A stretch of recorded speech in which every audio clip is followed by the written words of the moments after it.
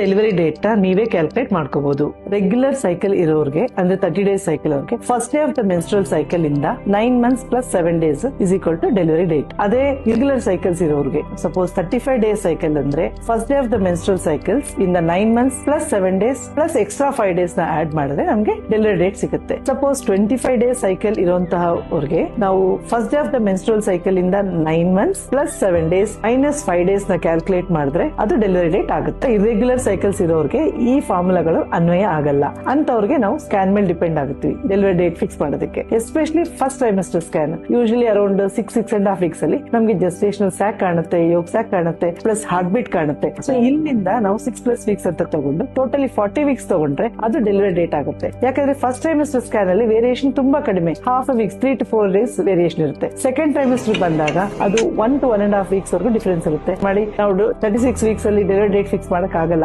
ಯಾಕಂದ್ರೆ variation 2 to 3 weeks ಇರುತ್ತೆ. Delivery date fix ಮಾಡೋದಕ್ಕೆ ಅರ್ಲಿ ಪ್ರೆಗ್ನೆನ್ಸಿ ಸ್ಕ್ಯಾನ್ ತುಂಬಾ accurate compared to late pregnancy scan.